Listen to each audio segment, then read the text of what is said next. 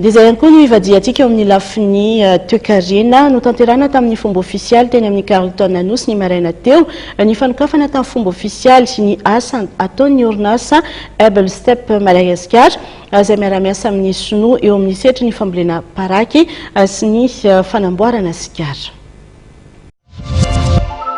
Miainga amin'ny fambolena ny paraky, mandalo ny fanamboarana ny sigara ary miafara amin'ny famarotana sy ny fandranana ny vokatra. Ireo no asa ataon'ny orinasa Able Step Madagascar izay miara-miasa amin'ny orinasa Sinoa Tobacco raha ny fampafantarana natao androany teny amin'ny Carlton Anosy. Ny teti-bola-panjakana 7 sy 2 arivo dia mamoa varavarana ahafahana manao izany asa izany eto Madagasikara miaraka amin'ireo mpiara-miombona antoka Sinoa. Raha ny voalazan'ny ramatoa tantina ny Able Step Madagascar dia isy ny orinasa mpamokatra atsangana Antoliara ary nanamafizany ihany koa ny solotena malagasy sy filotea general izany orinasa izany.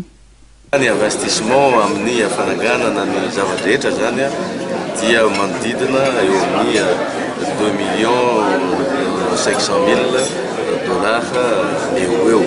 Dia mandrapitsanga ny orinasa eto an-toerana aloha zany dia délocalisena ny famokafana an'ilay sigara sy izay manodidina azy. Zany hoe io zany efa mety hanomboka avy hatrany. Anisan'ny sehatra mampidi-bola sy miteraka asa ny sehatry ny paraky sy ny sigara.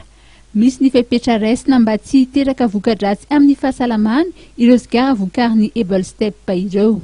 Ny zavatra ny fanarahana atao anatin'izany miara-miasa zany dia ny fanatsahana ny kalitao ny fanaovana sigara mba hampihena ny atao hoe voka-dratsy ny fifohana sigara eo amin'ny foka azy fa indrindrandrindra koa eo amin'ny tsy mpifoka satria na tsy mpifoka ianao dia misy voka-dratsy ihany koa rehefa mifanantona amin'ny olona mifoka an'izany sigara izany.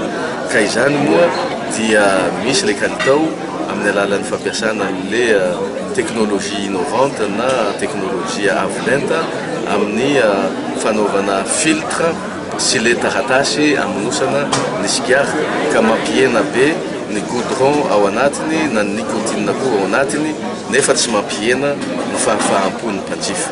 Ankoatry ny solotenan'ireo mpiara-miombona antoka Sinoa dia nanome voninahitra ny lanonana androany ny ministry ny asa-panjakana nahitana loha olona, solombavam-bahoaka sy olo manan-kaja maro ihany koa teny an-toerana.